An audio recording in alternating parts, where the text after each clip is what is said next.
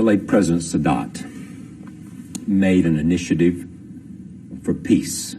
He went to Jerusalem for peace. He traded peace for land. There is now another initiative from the Crown Prince of Saudi Arabia. Land for peace. Full normalization. Are you supporting it? Look, I could tell you exactly that in 1996 there was an Arab summit held in Egypt when Netanyahu was a prime minister at that time. One of the resolutions that came out of the summit is that peace is a strategic goal to us as Arabs. And they had unanimously approved this principle. So, land for peace, we agree on it 100%. With the withdrawal from the all occupied territories being occupied in 1967. So I could tell you, we support this. The initiative could be implemented. Because if this is implemented, it will lead to normalization of relations. We have good relations with Israel. Mind you, differences about what's happening here or there, but we have diplomatic relations. We contact each other, not like any other country. But whenever we reach comprehensive settlement, I think for the first time the Saudis said they are ready to normalize the relation with Israel. For the first time. For the first time. Land for peace, full normalization by all Arab nations, not just diplomatic relations, not just peace, full normalization. I think all the Arab countries understand this, and this will be discussed in the summit. In Beirut on March 27th. Yes, I cannot foretell. I'm not authorized to speak in the name of all the countries. But all the countries understood this and know that when Sadat went there, we have normalization of relations, not only diplomatic relations. When there is diplomatic relations, this for sure will lead to normalization of relations. No hesitant in that. Will the Crown Prince present this plan, this initiative at the Beirut summit? Do you believe he will present it? He believes. I think he's going to present it. And you will support it unconditionally? What conditions do you want me to say?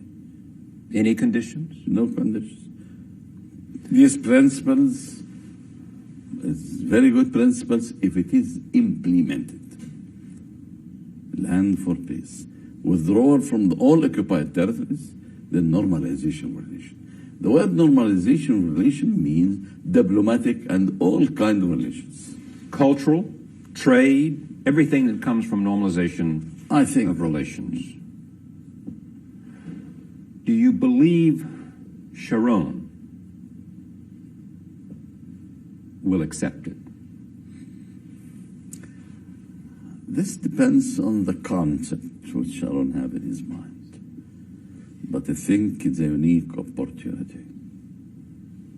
They should accept it for the sake of peace and stability, for the sake of the individuals, in the civilians in Israel and civilians in the Palestinians.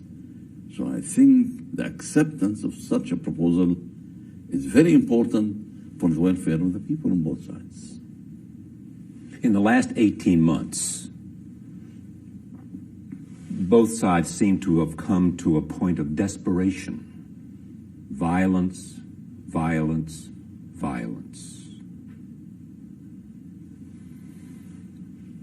Did that help the fact or promote the fact that something had to be done, and so the Crown Prince came up with this plan that had been proposed before? Something had to be done. It's a must. I had in a telephone call with President George Bush when the situation became very complicated. I told him something had to be done now. I would like to work on bringing the two parts together and sit and negotiate. We are not imposing anything there. After that, I invited Sharon to come to Sharm el-Sheikh. I was there at that time. And I wanted to invite Chairman Arafat also to come. Not to solve the whole problem, but at least to prepare the atmosphere in the whole, in front of the whole Arab world and the people in the world, that the two elements are sitting with each other. This may give hope to the people, although we will be criticized heavily. And what did Sharon say? He said, I would like to sit tete-a-tete with me only. I told him, I have no problem with you. We returned back our territory. The problem is with the Palestinians. The problem is the instability in this part of the world. So I remember I contacted Ezra Weizmann in the same sense, who was a former president. He told me, if you meet with him, then after that you come in, three of you. I told him, do you guarantee that? He didn't give me an answer. It is said by Sharon that he will meet with the Crown Prince anywhere, anytime, discreetly, publicly, in any way. Should they talk? This depends upon the Saudi Arabian. He told me that's to try to arrange a meeting with Crown Prince Fahd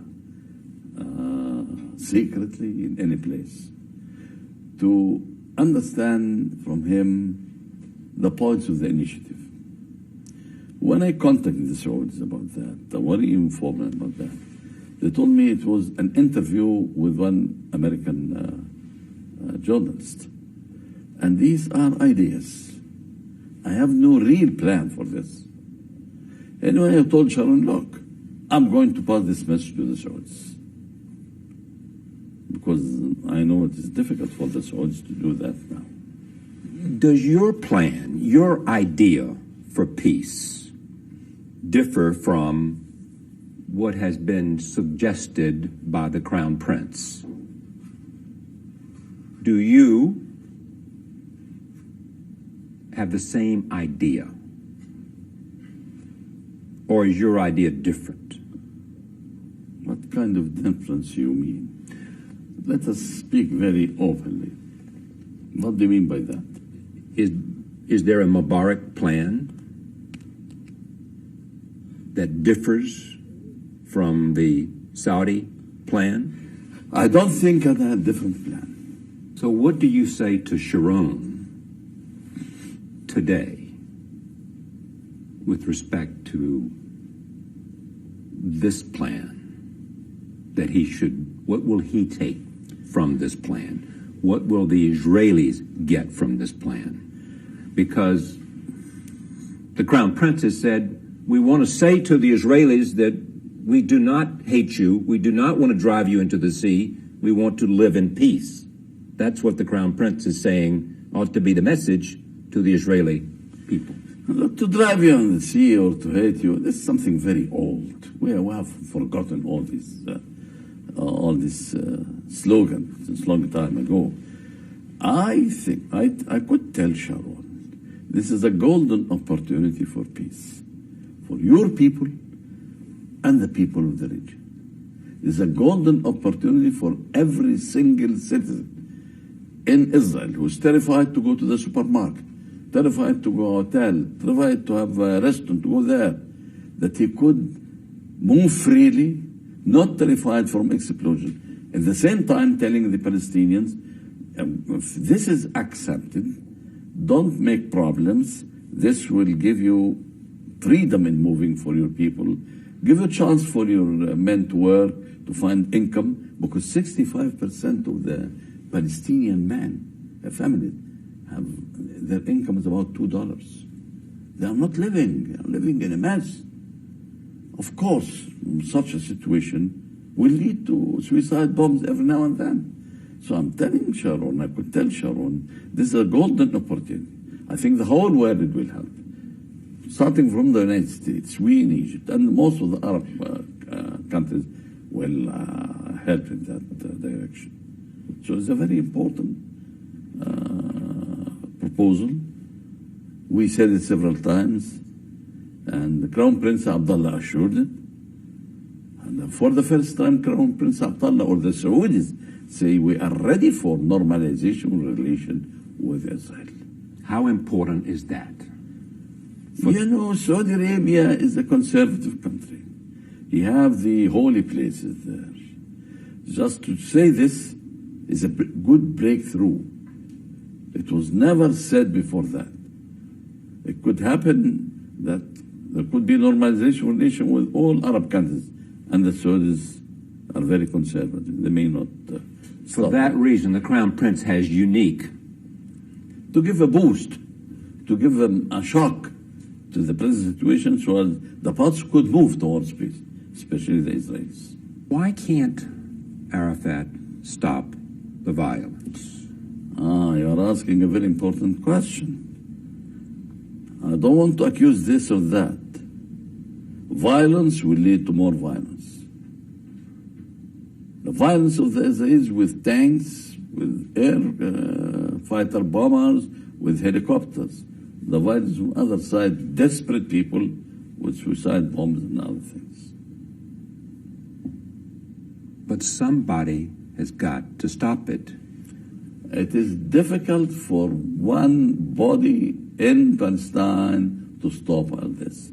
A desperate man who is living in a village, or a man living in a village with his family, 3 or 4, he cannot move, send his children to school in the nearby village.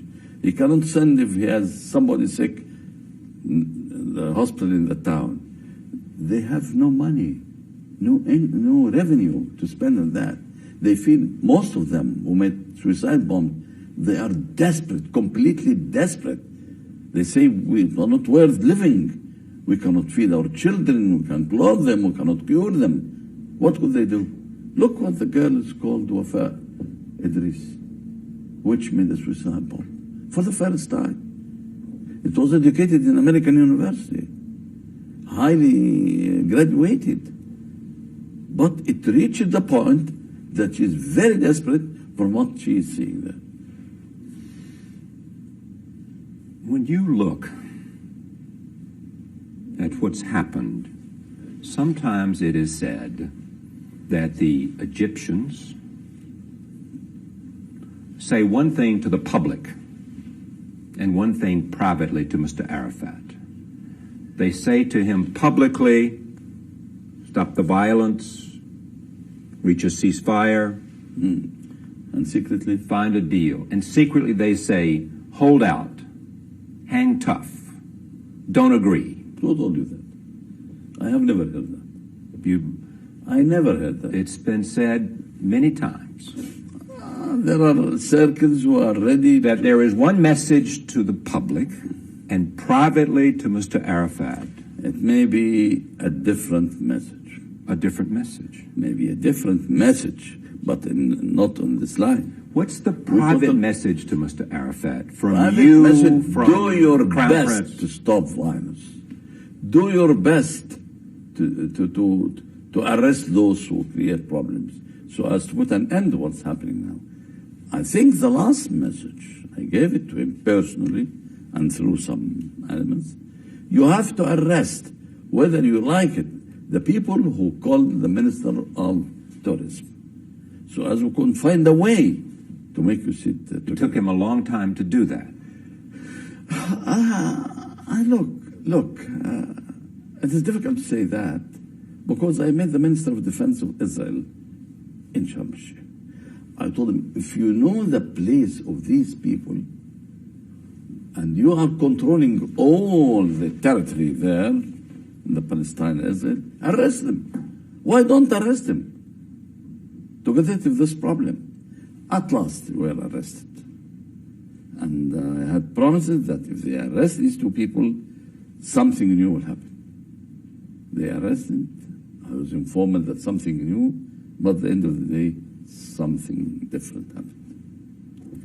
They say that to say publicly to the people some ideas and secretly is a big mistake from those who are making this assessment.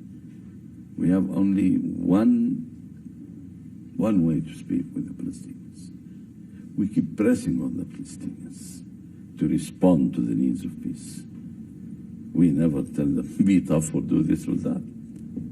There is no secret message to the Palestinians. No, we have no secret message. We know very well with Arafat and with the Israelis, there's no secret at all. If I told you secret, so many people, they would be told, they would want to inform so many different people, and they will say. Is Mr. Arafat irrelevant to the process now? No, what's relevant or not relevant, he's the figurehead now. We need him for the peace, because he's the only leader who could afford signing peace agreement. He's the only leader. Only leader in the Palestinians. If he disappeared sometime, it will be a very terrible and a complicated situation to find a leader to be accepted by all the Palestinians inside the occupied territory and outside the country.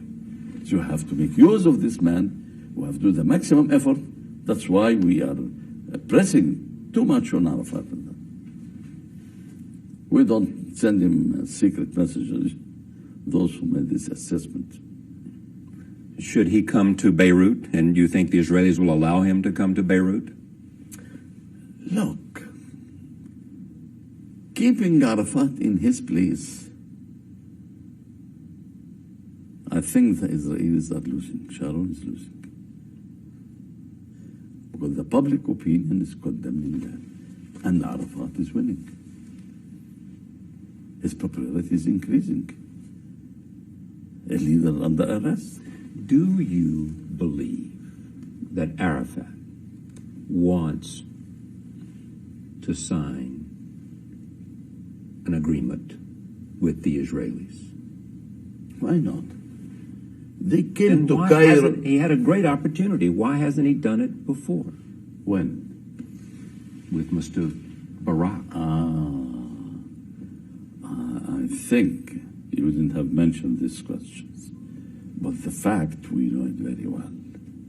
I don't want, Barak is a friend, I know him very well, and the proposal which was proposed to Arafat have so many difficult points, especially the area of the holy places and the return of refugees.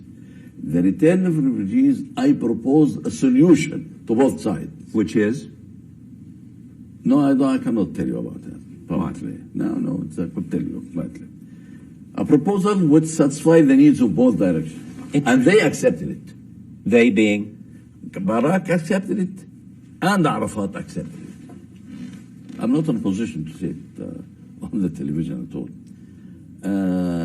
The point of the holy places, Arafat cannot accept putting the holy places under the sovereignty of Israel, because this belongs to all Muslims and Copts in the whole area. According to the plan, What plan? the idea coming from Riyadh, from the Crown Prince, is that there will still be Israeli sovereignty over the Western Wall. There will still be Israeli sovereignty where there are settlements in Jerusalem. I have never read that. I read that Arafat said, I am ready to give the Israeli sovereignty on the Western Wall. Only this thing. But about the settlements, I never heard that. It is also said, according to the plan, that there will be room for some negotiation. There was no plan. Some territory here will go to the Israelis, and some territory here that was not part of the 67 Look, boundary. Charlie, we don't want to go through things which didn't happen. The Crown Prince has no plan. It was only ideas. There is no concrete plan said by the Crown Prince. He said the withdrawal of all occupied territory vis-a-vis normalization relation, including the Saudis. But changing this part again vis-a-vis, he didn't say that. I'm interested in what the president of Egypt has to say, but what do you think the Crown Prince was doing? What was his purpose? What is the point of the Crown Prince taking this idea at this time? The Crown Prince found the situation very complicated. We have contacts, continuous contacts. And he told, I think, Friedman or somebody, I don't remember, he saw on the television so many funerals, many people killed from both sides. He wanted to do something to make a breakthrough. He said that. Here's what he said. He said, Mr. Friedman, it's like you've been looking in my desk, because in my desk is a speech that I wanted to deliver at the Beirut summit. What do you want, Shارlي? But, he said, I put it back in my desk because of the violence and what I saw happening. Yeah. So you asked the question and you gave the answer. What do you want me to say? I want you to tell me what you know and what you believe is possible today. What's possible today is to make a breakthrough in the present situation, to cut the vicious circuit of violence between two sides. Why is it possible? Tell me why you think it's possible today. If the forces of peace in the whole world, the United States, with the Europeans, with us in the Arab world, we have to push the two parties to sit together and try working, negotiate, and try to reach a solution at this point. Push the parties. Yes. Okay, how will you, as the president of Egypt, and the Crown Prince, as the leader of Saudi Arabia, push Mr. Arafat? Look, it is not only the Saudis or the Egyptians to push. The forces of peace, the Europeans, the Americans with the Arabs, in Egypt and Saudi Arabia, we could persuade Arafat to accept the reasonable solutions for peace.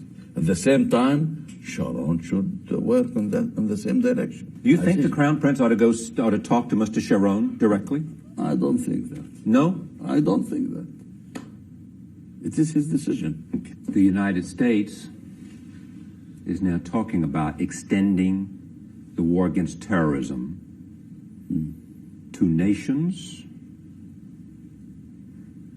regimes that are seeking weapons of mass destruction, like Iraq.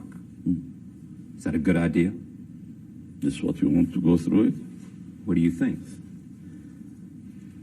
We are against the mass destruction weapons to be in so many countries in the world. It will be a disaster. But if you are going to speak about Iraq, you mean that, I could tell you that we are against use of force anywhere in the world to solve the problems. What do you hope comes out of your visit with President Bush? I will exchange views with him, tell him the reality of some points which I felt that he is not in the full picture of it, because we are living in the area, we know much better than he knows. What will you go ahead. That means, as a friend of the United States, I have to have contact with the president, tell him sincerely what could be done. What could be done to the problem with the Middle East? To assure him about the support of fighting terrorism. And we made a lot of work with the United States.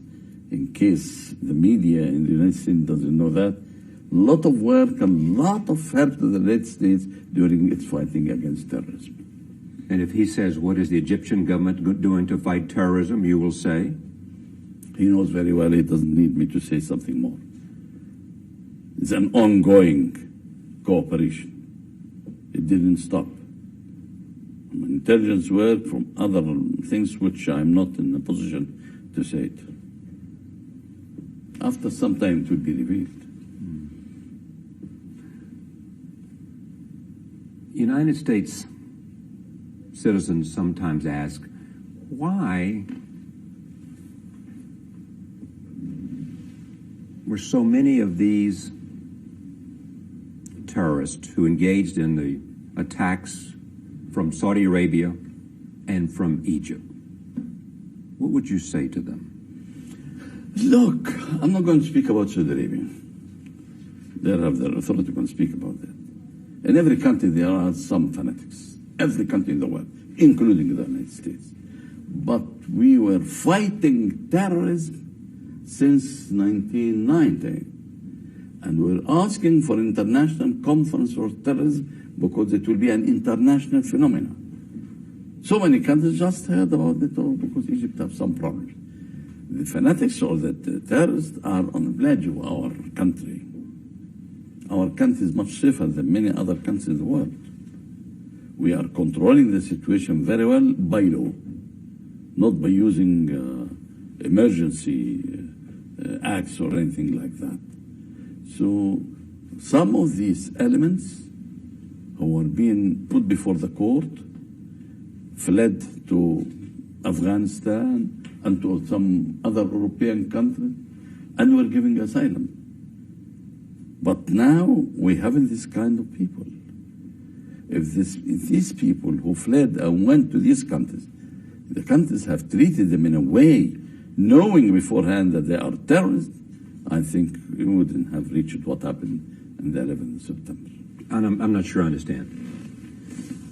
If these people were not giving asylum in the foreign countries and were being handed to Egypt, there's a few people, not too much.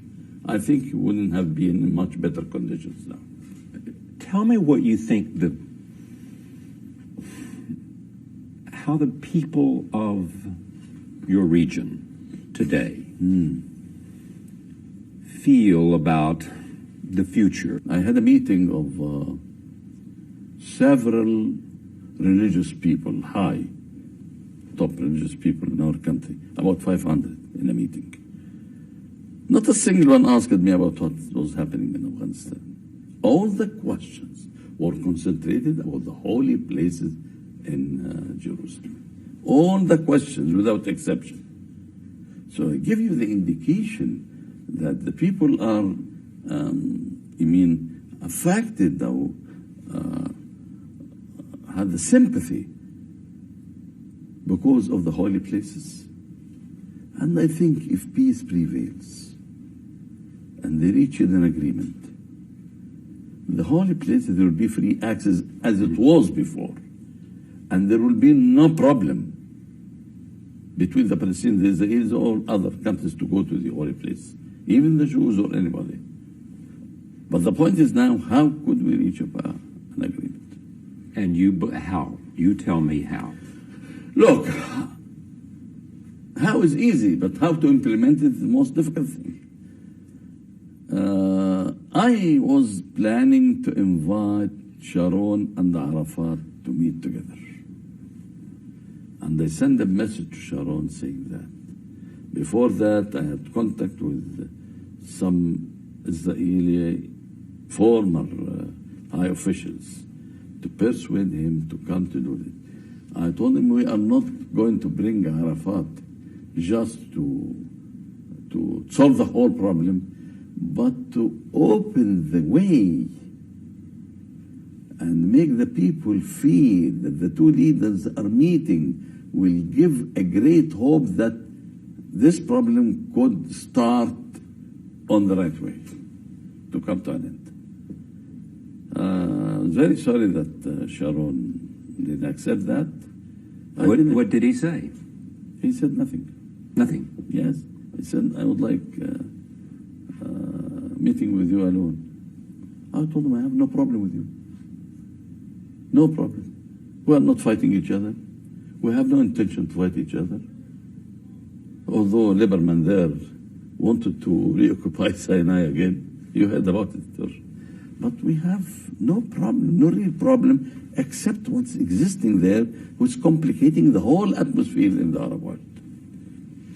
We made tremendous efforts, and we will not stop making efforts until these two parties could reach to sit with each other and solve the problem. In December last year, according to what Sharon said, we need 2 weeks of stop violence. The violence went down to the lower level, which never happened before. But nothing happened. I sent to him my foreign minister, and he told him, the prime minister told the foreign minister, we need 1 week without violence. So I told him, if on the last day something happened, we have to reassess the situation again. I don't think in any country in the world you could have 100% no violence. Impossible. When the people see the two leaders sitting with each other, this will make some relaxation, will give some hope that we are on the right track to start negotiating the problem. And in this case, we are going to help. The Americans should help, the Europeans will help, and all the Arab countries are going to work in that direction. Do you think Sharon wants peace? I think you could ask him, not ask me. What do you think? You could ask him, not ask me. In the experience of Sharon, he's as a general, all the time is fighting. But to be a politician like Yitzhak Rabin was a very great man. He was a general also. He was a general, but he's a very good politician. Do you believe that Mr. Arafat can stop the violence from the Palestinian side? Because Sharon believes that. Sharon believes that he has not done everything he can, and that you and others haven't leaned on him hard enough. Look, Sharon could believe whatever he wants to believe. This is his assessment. I could tell you that Arafat could do something, but he couldn't stop the desperate people from suicide bombs. It's difficult. The people living in a very difficult situation. And what chances will you take for peace? What do you mean by that? What risk will you take? I'm taking a lot of risks. When I invite Sharon now to come to Sharm el-Sheikh, meet with him, I'll be heavily criticized. There's an eminent historian, Middle East historian in the United States at Princeton named Bernard Lewis. And he makes this argument that where there is a pro-American regime, you'll find the most anti-American populace. And he cites Saudi Arabia, Egypt, and where there is an anti-American regime, Iraq and Iran, you will find among the populace the most support for the United States. This is the nature of the people anywhere in the world, and not only the United States. But we in our country, whenever something we feel that the people are not pleased with the situation, we explain them openly, why this, why that. We are an open society. Speeches could be delivered here and there, but we have parties. We have some people, I agree with you, who could criticize the United States. We can't stop that.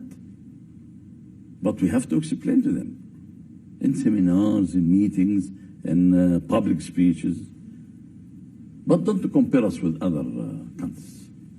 Completely different. Our people could express their feeling, knowing that we speak to them, but in other countries, they cannot express their feeling. I don't want to mention anything more. What I want you to hear from you, is with some sense of the passion that you have, is to where this can go now and what's necessary to get it there. Because you're on the phone with the Crown Prince, you're on the phone with Sharon, you were crucial to this process. Let's hear what President Mubarack believes and what he's prepared to do. Shارلي, look, don't come to a comparison about the Sadat initiative and the interview made with Tom Friedman with the Crown Prince. Great difference. So Sadat had an initiative and a plan, and the Crown Prince simply has an idea expressed to a journalist? Look, Sadat has an initiative and a plan to return back all his occupied territory. But the Crown Prince has no occupied territory.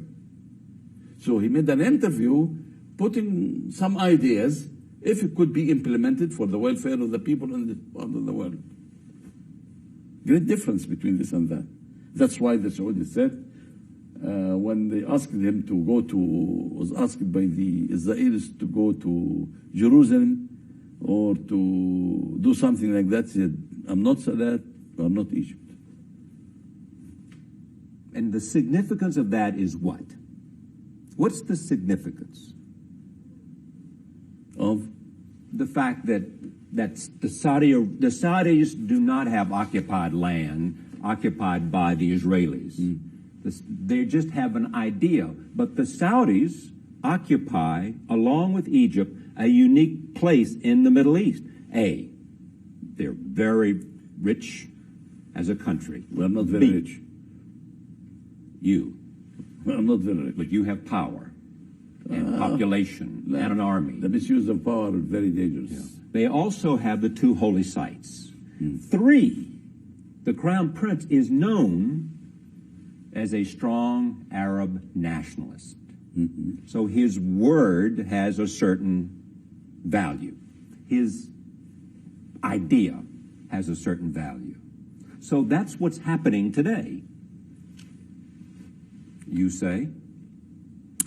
I say his ideas are going to be discussed in the Arab League on the 27th of this month. And will they be supported by all the Arab countries, including Egypt?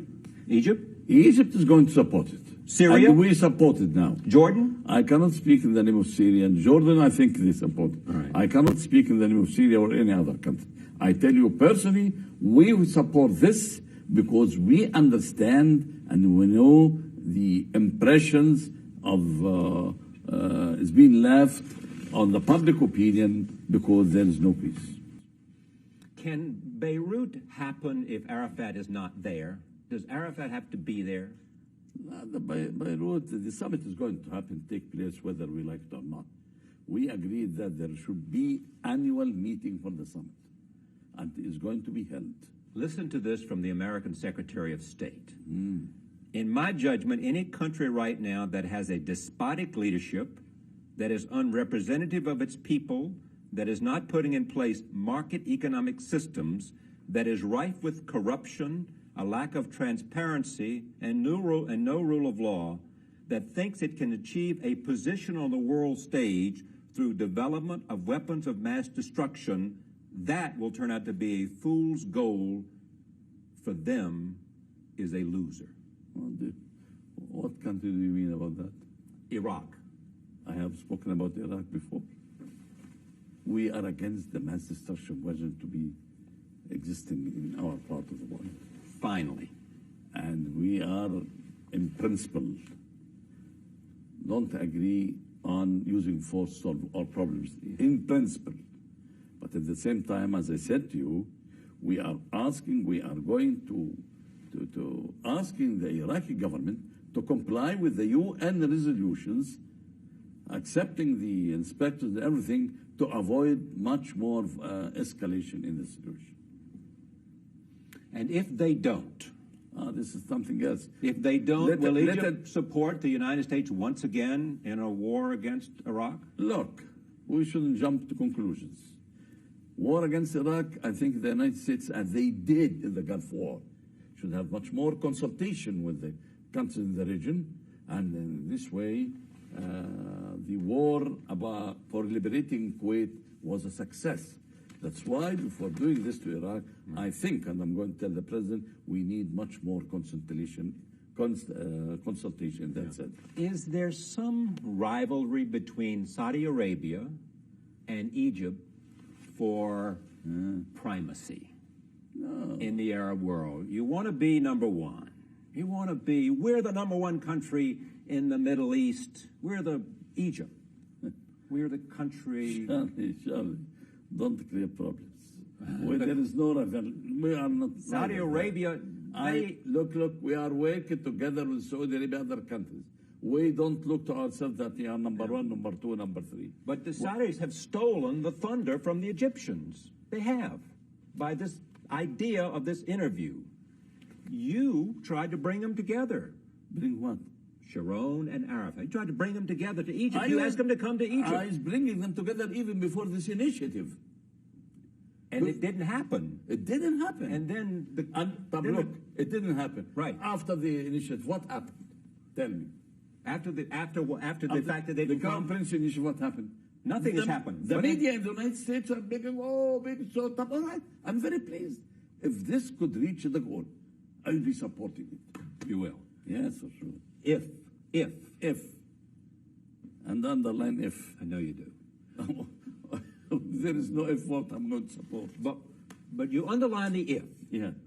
Help me understand what could undermine it? What's the if?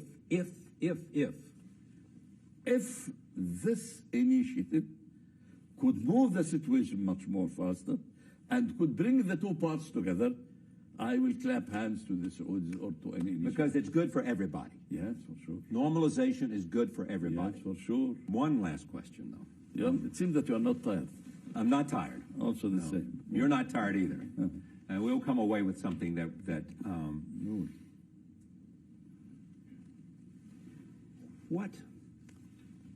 why should Sharon accept this? He says... Accept what? This idea. Why should he accept it? Because he says he will never divide Jerusalem. He will never give up Jerusalem. Sharon says that.